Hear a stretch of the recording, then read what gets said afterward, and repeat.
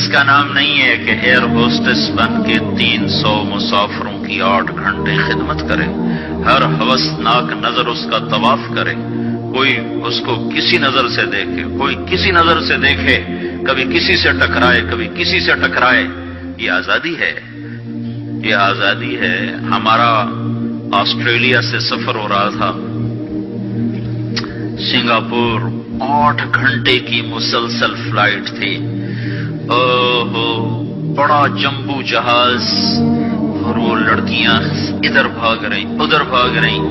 ایک مجھے وہاں خیال آیا، دوسری دفعہ ہمارا سفر نیو یارک سے تھا، نیو یارک سے ہم چلے اور قاہرہ ہم اترے۔ قاہرہ 11 گھنٹے کا مسلسل جہاز کا سفر، مسلسل 11 گھنٹے ایک ٹانگ پہ کھڑے ہو کے لڑکیاں بھاگ رہی، وہ لڑکے ایئر ہوسٹس بھاگ رہی ہیں، اور اس کے ساتھ 300-350 کا مسافر جہاز ہے۔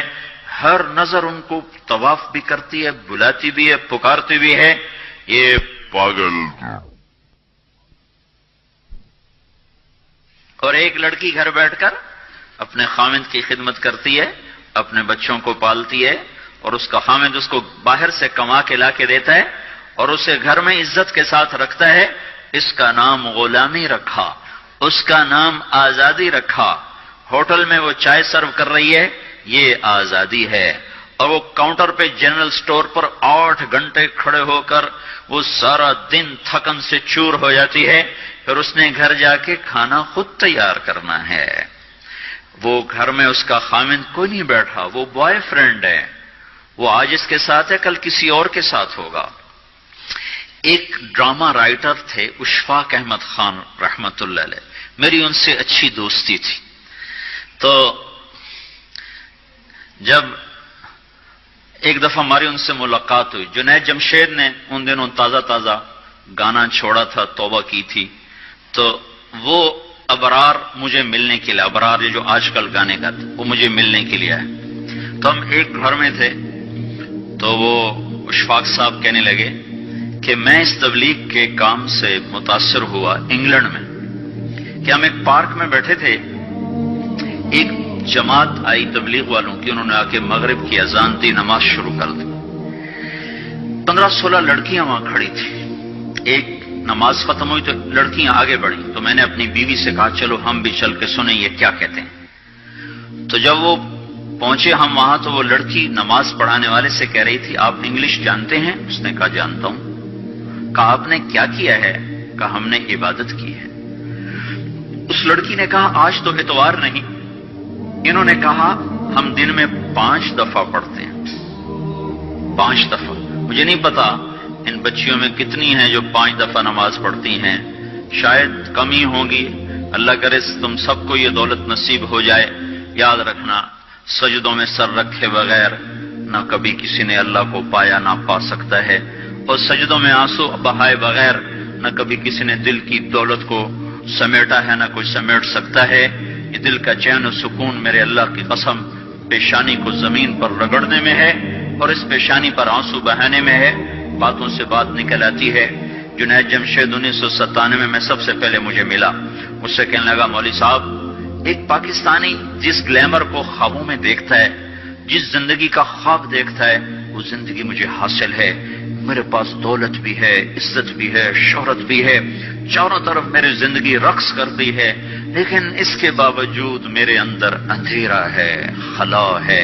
میں اس کے الفاظ بڑے خوبصورت، کہنے لگا میں وہ کشتی ہوں جس کا کوئی ساحل نہیں۔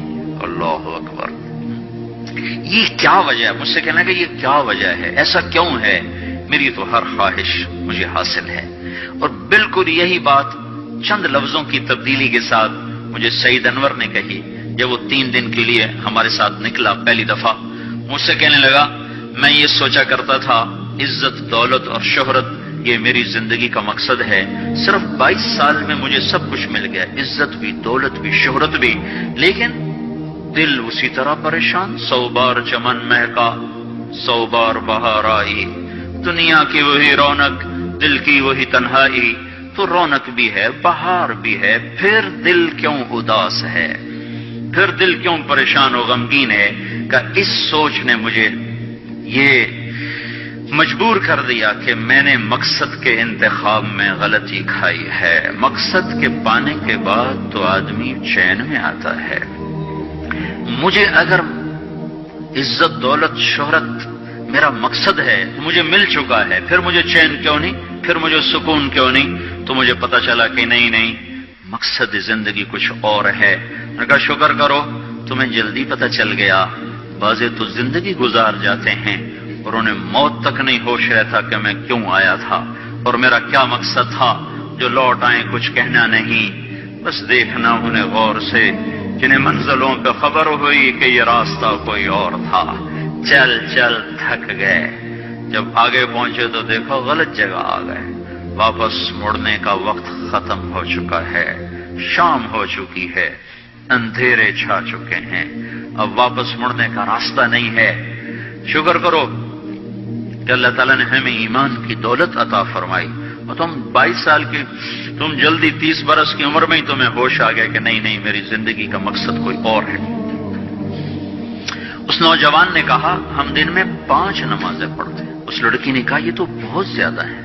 تو اس نوجوان نے کہا، لمبی خیر بات ہو جائے گی، آخری بات بتاتا ہوں۔ تو جب وہ بات ختم ہو گئی تو اس لڑکی نے آگے ہاتھ بڑھایا کہ اچھا خدا حافظ۔ تو اس نوجوان نے کہا میں آپ کو یہ ہاتھ نہیں لگا سکتا۔ اس لڑکی نے کہا کیوں؟ کہا یہ ہاتھ میری بیوی کی امانت ہے، یہ صرف اسی کو چھو سکتا ہے اور کسی کو نہیں چھو سکتا۔ تو لڑکی کھڑی تھی، اس کی چیخ نکلی اور زمین پہ گر گئی اور اس کی ہچکیاں لگ گئی اور وہ پھوٹ پھوٹ کے رونے لگی اور کہنے لگی وہ لڑکی کتنی خوش قسمت ہے جس کے تم خامند ہو، کاش یورپ کے مرد بھی ایسے ہوتے۔ اور روتی ہوئی، آنسو بہاتی ہوئی اٹھ کے چل دی۔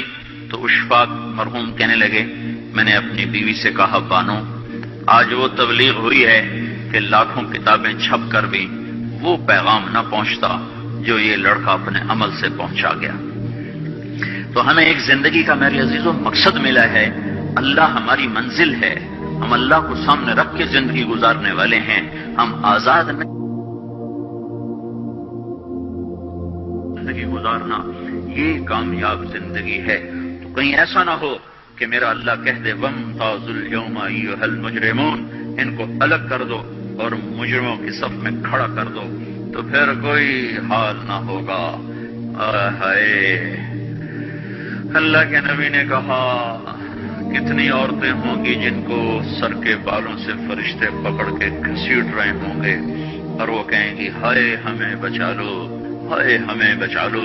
اور کتنے مرد ہوں گے جن کے جبڑوں میں ہاتھ ڈال کر فرشتے ان کو گھسیٹ رہے ہوں گے، وہ کہیں گے ہائے ہمیں بچا لو، ہائے ہمیں بچا لو۔ تو اس وقت اللہ کہے گا اولم نعمرکم ما یتذکر فیہ من تذکر وجاءکم النذیر، میرے بندے یہ چند آنسو دنیا میں بہا لیتا، جو آج تو کر رہا ہے تو ہائیاں دے رہا ہے، یہ تو دنیا میں دے لیتا تو آج اپنے رب کی رحمت کو دیکھتا۔ تجھے بتانے والے بھی آئے تھے، تمہیں سمجھانے والے بھی آئے تھے، لیکن تو مذاق اڑاتا رہا، تو ان کے ساتھ مستیاں کرتا رہا۔ آج دیکھ ایمان والے کتنے اونچے جا رہے ہیں، جنہوں نے مجھے راضی کیا وہ کتنی بلندیوں کا سفر کر رہے ہیں، اور ان کے ساتھ میں کیا کرنے لگا۔ یہ کامیابی اس کو ملے گی جو اپنا سب کچھ اپنے اللہ پر لگا دے گا، وہ اپنا سب کچھ اللہ کے محبوب صلی اللہ تعالی علیہ وسلم کے طریقے پر لگا دے گا۔ یہ کامیابیاں اس کا مقدر ہیں۔ یہ زندگی چند روزہ ہے، اور آج ایک سیلاب ہے میرے عزیز و مغرب کی تہذیب کا، اس انٹرنیٹ نے اور اس ٹی وی نے اور اس میڈیا نے ہم سے ہمارا سب کچھ چھین لیا ہے، سب کچھ ہمارا چلا گیا ہے، اور سوائے اچھل کود کے، کھیل کود کے اور زندگی کی کوئی منزل نہیں رہی۔ میں آپ سب کے سامنے یہ درخواست کرتا ہوں کہ اپنی زندگی کی منزل طے کرو۔ پہلے یہ سوچو اور سمجھو کہ یہ صبح، یہ شام، یہ دن، یہ رات، یہ جو گزر رہے ہیں مجھے کہاں لے جا رہے ہیں، میرا سفر کدھر کا ہے، میں کہاں جا رہی ہوں، میری آخری منزل کیا ہے۔ اس کے مطابق اپنی زندگی کی ترتیب بناؤ۔ میرے آپ کے نبی نے فرمایا الکیس من دان نفسہ وعمل لما بعد الموت، سمجھدار وہ نہیں جو مشہور ہو جائے جو عزت اور دولت کو اکٹھا کرے، سمجھدار وہ ہے جو اپنی آخرت کا سامان تیار کرے اور اپنی موت کی تیاری کرے۔ اس پر جو جم جائے گا وہ دنیا اور آخرت میں کامیاب ہے، جو اس سے ہٹ جائے گا وہ ہلاک و برباد ہے۔